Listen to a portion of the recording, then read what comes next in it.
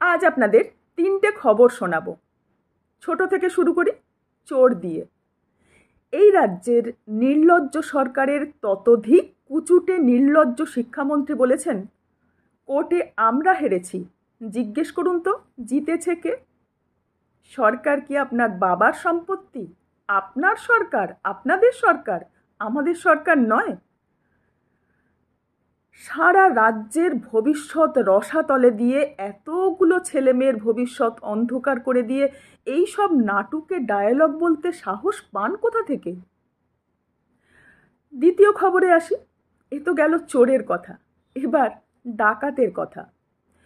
BJP বিধায়ক বাসনা গৌড় পাতিলের সঙ্গে ঝামেলা লাগায় তিনি বলেছেন, তাকে যদি দল বহিষ্কার করে তবে কোভিডের সময় যারা 40,000 কোটি টাকা, হ্যাঁ ঠিক শুনছেন, 40,000 কোটি টাকা যারা লুট করেছে তাদের নাম প্রকাশ করে দেব।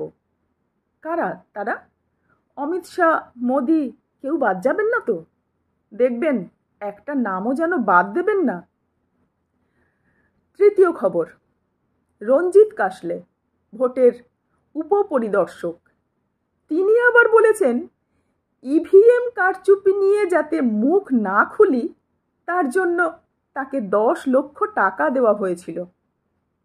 স্বার্থে ঘা পড়লেই সবাই মুখ খুলবে, আস্তে আস্তে সবাই ধরা পড়বে।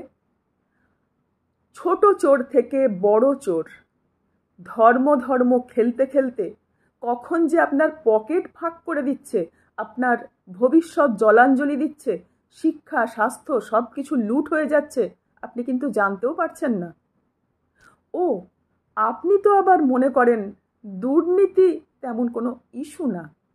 যদি তাই মনে করেন তবে ওই আনন্দেই থাকুন। আপনার ছেলেমেয়েরা ভিন রাজ্যেই যাবে, ভিন দেশেই যাবে, নিজের দেশে তাদের আর কোনো ভবিষ্যৎ নেই। ভেবে দেখুন।